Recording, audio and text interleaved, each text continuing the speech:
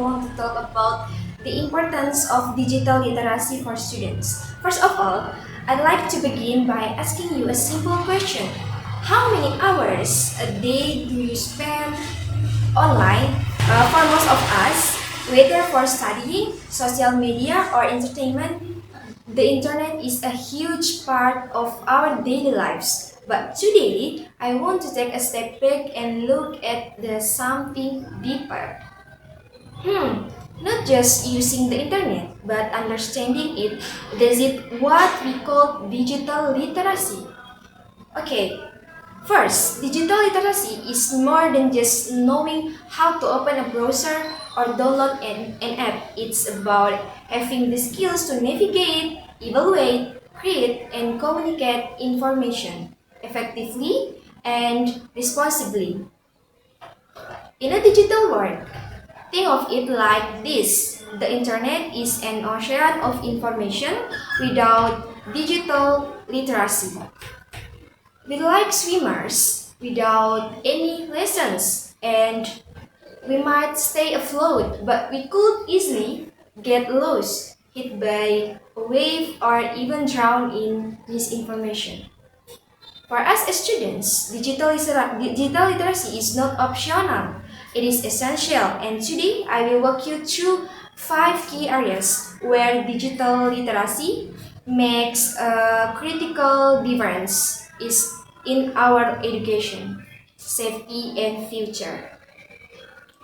Okay, point one is navigating information and combating misinformation.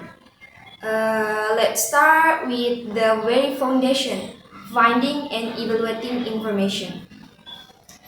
We all use Google, Wikipedia, or YouTube to help with homework or projects. But here's the challenge. Anyone can publish anything online. How do we know what's the truth? First, we need to understand the types of misinformations. There's fake news, which is completely fabricated, with reporting, which presents only one side of a story, and outdated information, which might have been accurate years ago, but it's now wrong. Next, to tackle this, digital literacy teaches us practical steps. The first one is check the source. Look at who wrote the article. Is it a recognized institution, or a credible journalist, or an anonymous blog? And check the about use page. The second one is cross-reference. Don't rely on the website. See if other trust sources any something. Look at the date, information from 10 years ago about technology or science is often outdated. And the next one is watch for emotional language. Headlines that make you angry or overly excited might be designed to manipulate rather than inform. Okay, let me give you an example. Imagine you're researching climate change for a science paper. You find one website that says it's a hoax, but nine others from universities and international organizations say it's a real digital literacy. Nah, digital literacy helps you weigh the evidence and choose the reliable majority. These skills doesn't just improve your grades, it trains you to be a critical thinker in every part of life. The next one is point two, digital safety and privacy. Now let's move to safety and privacy. The internet is a public space, and just like in the real world, there are risks. Without digital literacy, we might accidentally share personal details, fall for scams, or maybe become victims of cyberbullying. And first, privacy. Every time we sign up for an app, or post a photo, or even search for something, we leave digital footprints. Digital literacy means an understanding privacy settings, knowing how to set your social media profiles to private, why you should not share your home address or phone number publicly, and what terms and conditions really mean even if we rarely read them. Okay, the second one is security, strong, unique password, and two-factor authentication are basic tools. But digital literacy also helps us recognize phishing emails, those messages that pretend to be from your bank or a friend, asking for your password, a simple rule: never click on suspicious links, and always verify through official channels. The third one is cyberbullying and digital ethics. The internet can sometimes feel anonymous, but words online can hurt as much as face-to-face comments.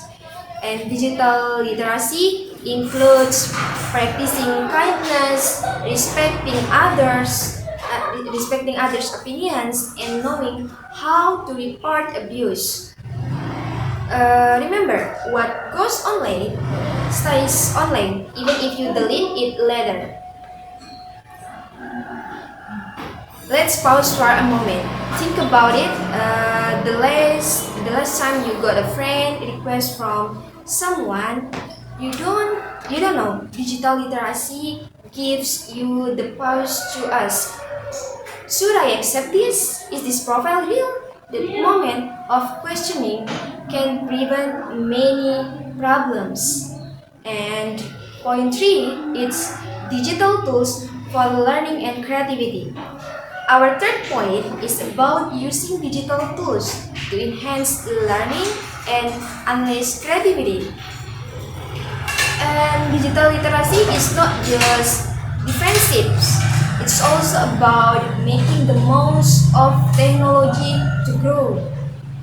And today, students have access to amazing resources, online course, educational videos, interactive simulations, and collaboration platforms like Google Docs or Zoom study groups.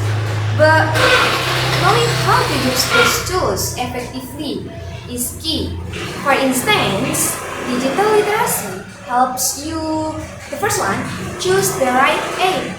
Choose the right app for the test, for project management, Canva for presentations, collaborate in real time with classmates, even if you're miles apart, and create digital content.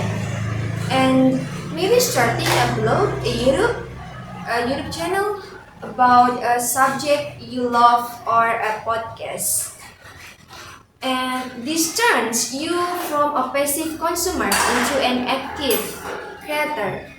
And the next one is, imagine you're working on a group history project.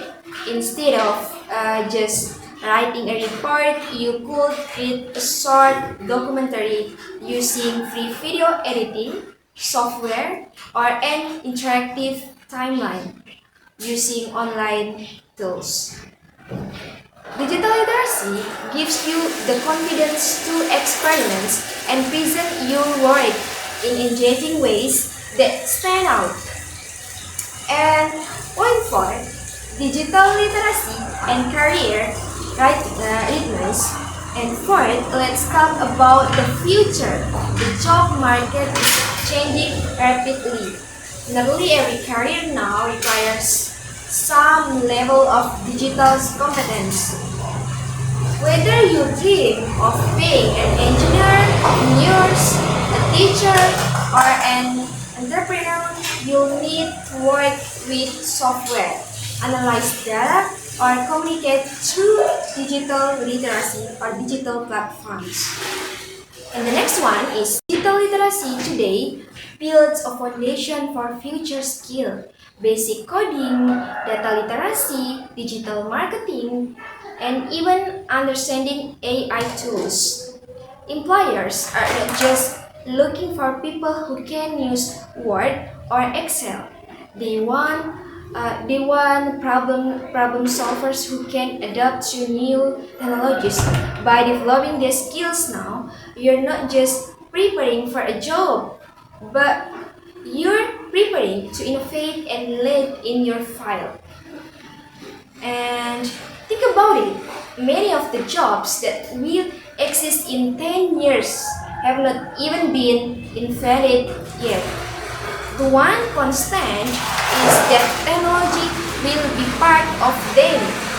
Students with strong digital literacy will be the ones ready to seize those opportunities. And point five, ethical digital citizenship. Finally, digital literacy includes ethics and responsibility. Being a good digital citizen means understanding the impact of our online actions.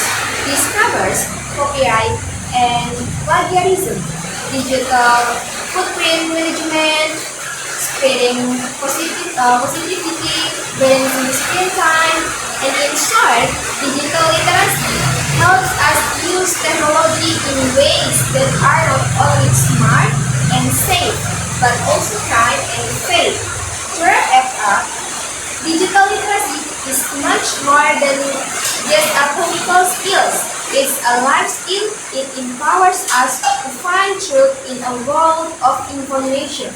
Overload, protect ourselves in a connected world, enhance our learning tool, technology, prepare for future careers, and act as responsible digital citizens. As a student, we have a unique opportunity to build the skills now. While we're learning so many other things, let's commit to being not just users of technology, but masters of it. Curious, critical, and creative. Maybe that's all can I explain everyone. Thank you so much for listening. I now love to hear your thoughts or questions. And please leave your question or comments below. I'll be happy to discuss more with you. And don't forget to like this video if you found it helpful and share it with your friends who might benefit. And together we can build a smarter, safer digital generation. Have a wonderful day guys. Dadah, wassalamualaikum warahmatullahi wabarakatuh.